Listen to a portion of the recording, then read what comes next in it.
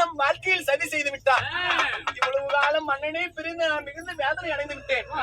தாங்கள் இலிகுலத்தான் அல்ல, தேரோட்டியின் மைந்தன் அல்ல, தாங்கள் குந்தியின் புத்திரன் சூரிய தேவன் மைந்தன் என்று உரைத்தீர்களே சுவாமி. உண்மைதான். இவ்வளவு காலமாக தங்களை இலிகுலத்தான் என்று சொல்லி உங்களை விட்டு பிரிந்து விட்ட பாவியாகிவிட்டேன் சுவாமி.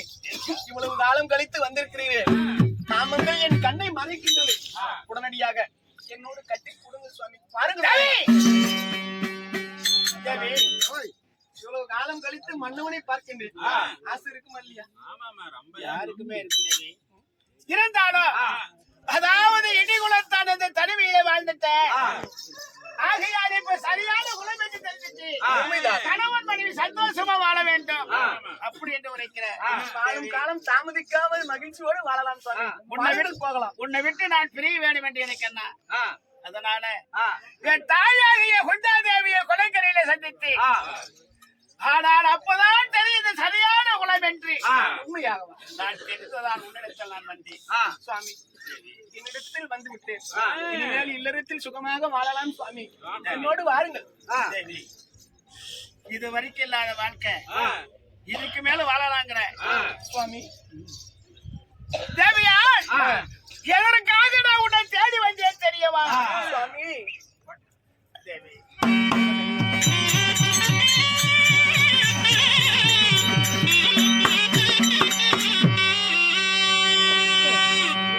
அடி அந்த கதிரவன் ஒரு மன்னரா சபரிக்கு செல்ல வேண்டும்.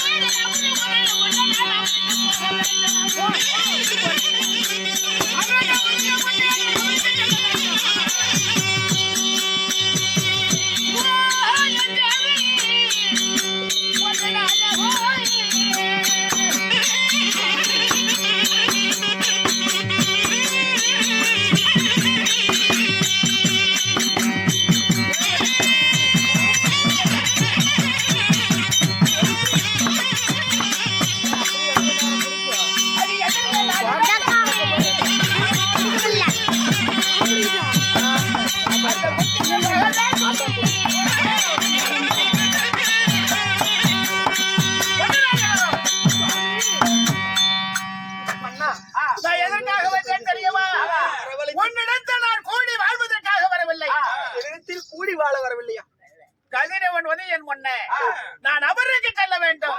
போய் வா மன்னா என்று எனக்கு விட கொடு. என்னிடத்தில் கூடி வாழ விரும்பவில்லை.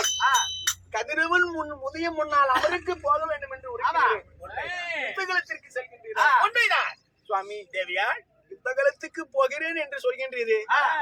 யார் யாருக்கு யுத்தம்? தாங்கள் ஏன் யுத்தத்திற்கு புறப்பட வேண்டும்? தேவியா, நான் ஏறிடம் அதாவது சபருக்கு செல்கிறேன் தெரியுமா? பாண்டவரிடம். பாண்டவர்களா? சுவாமி, பதிலிருந்து விட்டீரா? பாண்டவரிடத்தில் யுத்தத்திற்கு போகிறேன் என்று சொல்கின்றாரே, பாண்டவர்களுடைய எதிரிகள் யார்? பாண்டவர் அதாவது துரியனுக்கு எதிரிகள். ஆகையால் இன்றைய தினத்திலே துரியோதனின் தரப்பில் பாண்டவர்களுக்கு எதிராக போர் புரிய போகிறீர்கள் சுவாமி. மன்னா,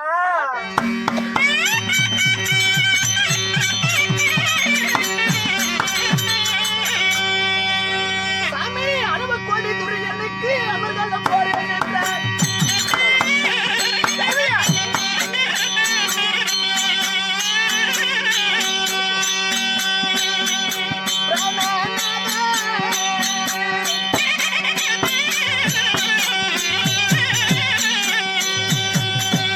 ஐயோ, இந்த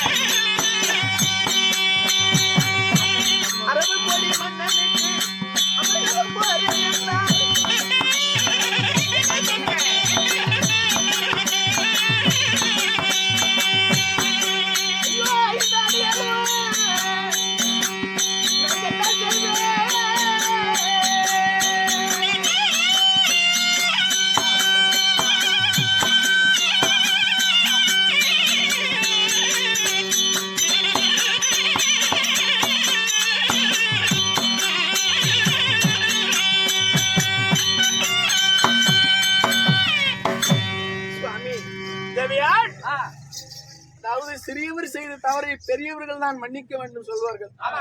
இவ்வளவு காலமாக உங்களை பிரிந்து நான் தன்னந்தனிமையிலே வசித்து வந்து விட்டேன் சுவாமி. இன்று தினத்திலே 60 கோடி துரியனுக்கு நான் அவர்களும் போறேன் என்று வருகிறீரே. இந்த செல்வியால் பொன்னுருவி நான் என்னங்க செய்வேன்?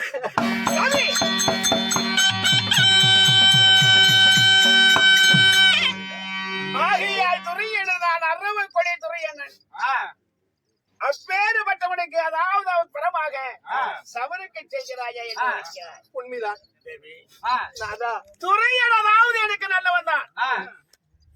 எந்த விதத்துல நல்லவன்? ஆனா அதான் வேட்டைக்கு கட்டி விட்டான் என் தம்பி ஆகிய துரியன். ஒரு நாள் ஒரு தினத்திலே தம்பி இல்லாத சமயத்திலே போனேன். பிறந்துருவா இருந்தா. ஆனா வாங்க உன் தம்பி இல்ல வேட்டைக்கு சென்று விட்டார். அமருங்கள் என்று உரைத்தார். சிறிது நேரம் பகடையாடலாம் என்று உரைத்தார். நான் ஒரு பரமாகவும் பிறந்துருவா ஒரு பரமாகவும் பகடை ஒட்டி கொண்டிருந்தோம். ஆனால் ஜெயிச்சுட்டே போயிட்டு இருந்தார். அதே நேரத்துல ஆகையால் அதாவது என் நண்பனாகிய துரியன் வந்து விட்டார். ஐயோ, அதாவது துரியன் மனைவிய நாம ஒரு இடத்தில் உட்கார்ந்து பகடை ஆடுறோமே, ஏதாவது மனதில நினைப்பான் என்று. ஆகையால் அதாவது என்ன செய்தால் பிறந்துருவா சுவாமி எழுந்து வாட ஆரம்பிச்சேன். நான் என்ன செய்தேன்? புடைத்தான் அதாவது மதவம் முத்துகளை புடை இருக்கும்போது அருந்து கீழே விழுந்துருச்சு. அப்படி அருந்த கீழே விழுக அதாவது துரியன் பார்த்தா நான் பார்த்தது கொஞ்சம் அச்சகைப்பட்டு அண்ணா அண்ணா கருணா உக்காருங்க, நீயும் உக்காரு, 2 பேரு பகடை ஆடுங்க, இந்த முத்துகளை நான் கோர்த்து கொடுக்கறேன்னு சொல்லி அதாவது சிந்திய முத்துகளை கோர்த்து ஆனால் போட்டான் துரியன்.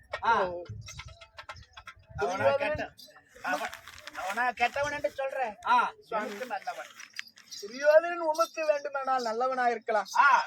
ஆண்டவர்கள் இப்பொழுதுதானே என்னுடைய உடன் பிறந்த அண்ணன் தம்பிகள் அப்படி என்று தாங்கள் தானே சொன்னீர். தன் கையை தன்னுடைய கண்களை குத்துவது போல் தம்பிமார்களோடு போர் புரிந்து அவர்களுக்கு எதுவும் தீங்கு விளைந்தால் இழப்பு நமக்கு தானே சுவாமி. தேவியா, ஆனால் சூரிய பகவானுக்கு குந்தாதேவிக்கு தான் நான் பிறந்தேன். ஆனால் வளர்ந்தது பூரா துரியன் இடத்துல தானே. உண்மைதான். அதற்காக துரியோதனிடத்தில் போர்க்களம் போக வேண்டுமா? உண்மைதான் சுவாமி. என்ன துரியோதனன் எப்பேற்பட்டவர் என்பதை தாங்கள் உரைத்து விட்டு அந்த துரியனும் திருதராட்டிரது மன்னனை எப்படிப்பட்ட குணம் உடையவர்கள் தெரியுமா? மன்னா, பெரும் தீப்பெட்டியின் அருகிலே தீபத்தை வைத்தால் தீபத்தின் வெளிச்சம் வரும் என்பது யாருக்கும் தெரியாது. தாங்கள் தீபமா இருந்தாலும் தங்களால் தான் இந்த பிரகாசம் வரப்போகின்றது என்று யாருக்குமே அறிய போவதில்லை. மேசம் என்கின்ற சொல்லுகின்ற அந்த ஆட்டுக்கிடாயை பிடிப்பதற்கு அதாவது புலியை பிடிக்க வேண்டி பூண்டிலே அடைத்து வைத்த ஆட்டுக்கிடாயை போல் இவ்வளவு காலமாக உங்களை வைத்துக் கொண்டிருக்கிறார். அந்த பாண்டவர்கள் எனும் புலியை பிடிக்க வேண்டி தங்களை ஒரு ஆடு போல வளர்த்தி வருகிறார் சுவாமி. என்னுடைய வார்த்தை கேளுங்கள் மன்னா.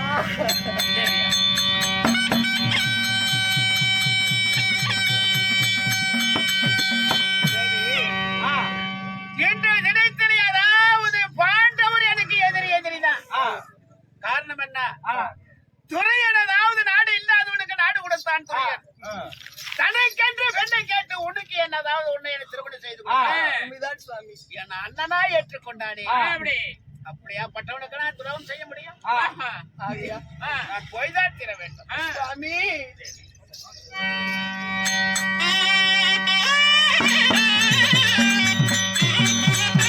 வேண்டாம் சுவாமி.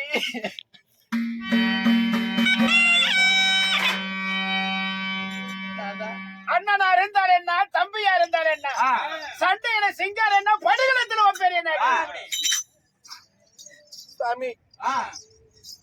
ஒரு கணவனுக்கு ஒரு நல்ல மனைவி அமைய வேண்டும்.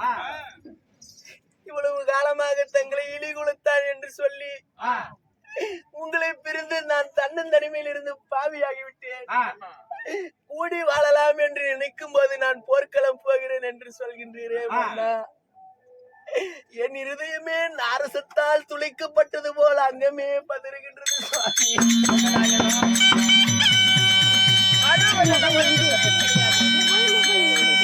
நான் போய்தான் தர வேண்டும். விடை கொடு. சுவாமி, இதோ என்னுடைய கரங்களால் சாதம் கொடுத்து இவ்வளவு காலமாகி விட்டது. பொறுக்கு போகிறேன் என்று சொல்கின்றீரே, இந்த பாவியினுடைய கையால் ஒரு வாய் சாதமாவது சாப்பிட்டு சொல்லுங்கள் சுவாமி. நடந்து கொண்டிருக்கிறது. நான் அரை மணியில் ஏதாவது அமர்ந்து சாதம் உண்பதற்கு நேரமா? என்ன என் கையினால் சாதம் உண்பதற்கு கூட நேரம் இல்லையா? உண்மைதான். என்னம்மா, நான் அவ்வளவு பாவியாகி விட்டேனா? நீ பாவில்லம்மா, நான் தான்.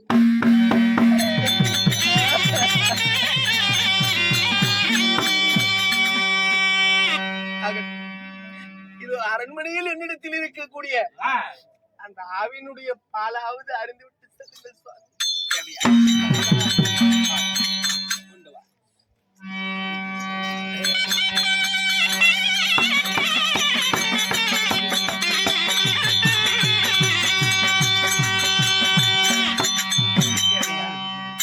திருமணம் செய்து முதல இரவுல கொடுத்த பால் இது.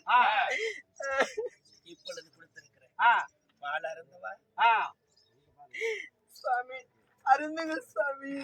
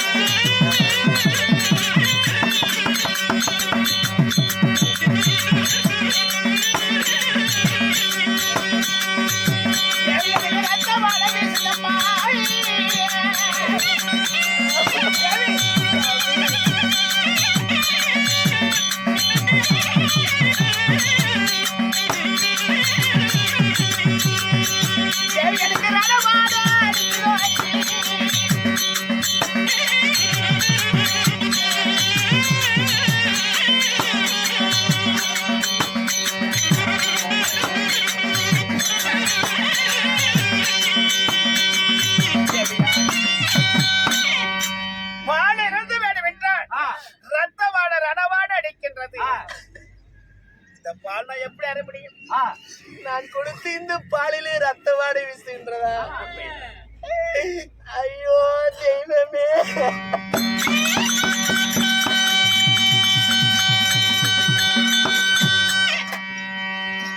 சாமி, உனக்கு நான் நல்ல மனைவியா இருக்கவில்லை. என்னுடைய கருத்திலே உண்டான இந்த பால் கூட அருந்த முடியாமல் போய்விட்டது. மன்னா,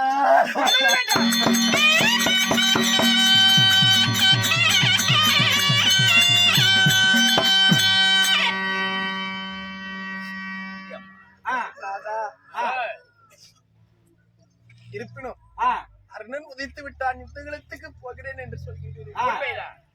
ஆசையாக ஒரு வார்த்தை சொல்லட்டுமா? என்னம்மா? சுவாமி,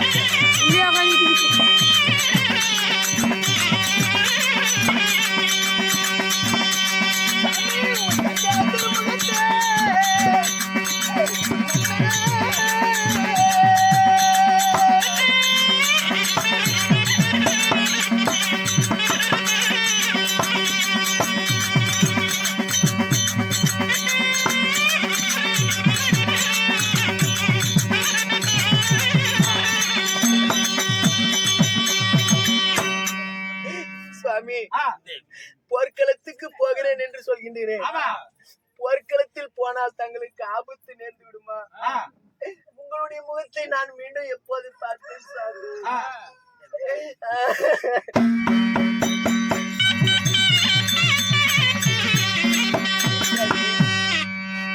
போர்க்களத்துக்கு போவதா இருந்தாலும் ஆ. இவ்வளவு காலம் உன்னை பிரிந்து விட்டேன். ஆ. எனக்கென்று தஞ்சம் இருப்பது தாங்கள் மட்டும்தான். ஆ. போர்க்களத்துக்கு சென்று விட்ட பிறகு ஆ. நான் யார் அடைக்கலத்தில் வாழ வேண்டும்? ஆ. நான் யாரிடத்தில் இருக்க வேண்டும்? என் மகனும் நானும் என்ன சாமி செய்வோம்?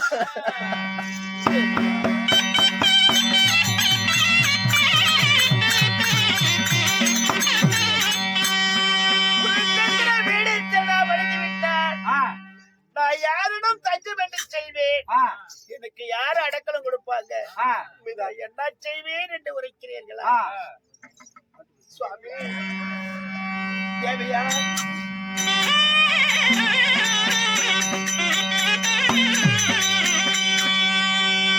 எவ்விடம் வாழ்ந்து நல்லதா படித்தாய்